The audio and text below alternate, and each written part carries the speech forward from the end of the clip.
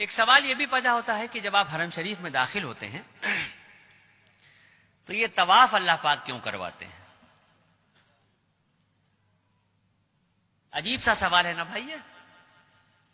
آپ اللہ کے مہمان بن کے گئے ہیں، آپ کی تو خاطرداری بٹھال کے کرانی چاہیے تھی، دستر لگنا چاہیے تھا. یہ اللہ پاک طواف کیوں کرا رہے ہیں اپنے گھر کا؟ آدم علیہ السلام کو جب اللہ رب العزت نے بنایا،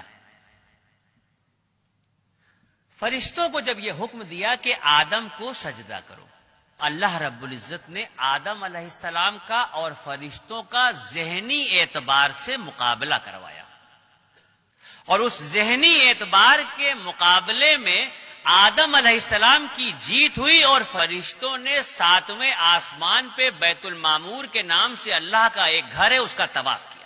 جب اس کا طواف کیا تو اللہ رب العزت کو یہ ادا بہت پسند آئی، اور اسی وقت جبرائیل علیہ السلام کو یہ حکم دیا گیا کہ آدم کو لے کے زمین پہ جاؤ اور بیت المعمور کے ٹھیک نیچے روئے زمین پر میرے ایک گھر کی تعمیر کرو، تاکہ میرے بندے اگر مجھ سے اپنے عشق کا اظہار کرنا چاہیں یا اپنی کسی غلطی کا کفارہ دینا چاہیں تو میرے گھر کا طواف کریں. اگر مجھ سے اپنے عشق کا اظہار کرنا چاہیں یا اپنی کسی غلطی کا کفارہ دینا چاہیں تو میرے اس گھر کا طواف کریں. اور سن لیجئے، ہم جو اللہ کی اشرف المخلوق ہیں، ہماری جب تک سانس چل رہی ہے آپشن کھلے ہوئے ہیں ہمارے سامنے. ہم زندگی میں جتنی بار چاہیں مکہ شریف جائیں، جتنی بار چاہیں حرم شریف جائیں، اور جتنا چاہیں اتنا طواف کریں. لیکن وہ جو بیت المعمور کے نام سے اللہ کا گھر ہے جس کے فرشتے صرف طواف کرتے ہیں، تو 70,000 فرشتے روز اس گھر کا طواف کرتے ہیں، اور ایک بار جو فرشتہ طواف کر رہا ہے قیامت تک اس کا دوبارہ نمبر نہیں آئے گا. اتنے فرشتے ہیں، اس درجہ طواف ہو رہا ہے کہ ایک بار جو طواف ہو رہا ہے وہ دوبارہ نہیں آئے گا. اب یہ جو زمین پہ خانہ کعبہ کی تعمیر ہوئی، تو اب تو ترقی ہو چکی ہے دنیا میں، ہر چیز آسان ہو گئی ہے.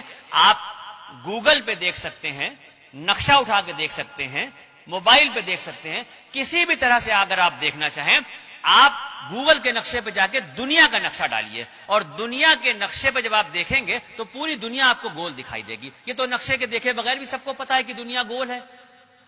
اس دنیا کے گول کے بیچ میں جو سینٹر ہے، بالکل انچوں سے ناپ لیجئے، ایک ایک سوت کے حساب سے ناپ لیجئے، پوری جو گول دنیا ہے اس کے بیچ کا جو سینٹر ہے، اس گول سینٹر پہ یہ کعبۃ اللہ کی تعمیر ہوئی ہے.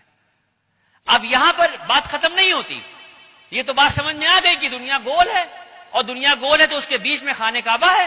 یہ بات یہاں پہ ختم نہیں ہوتی.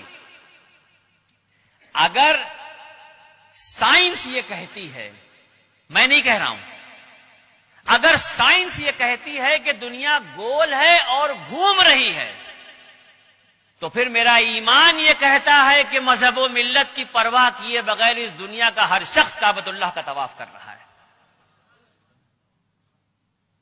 اگر سائنس یہ کہہ رہی ہے کہ دنیا گول ہے اور گھوم رہی ہے، تو پھر میرا ایمان یہ کہتا ہے کہ اس دنیا پہ مذہب و ملت کی پرواہ کیے بغیر کسی بھی مذہب کا شخص ہو، ہر شخص جانے میں یا انجانے میں کعبۃ اللہ کا طواف کر رہا ہے.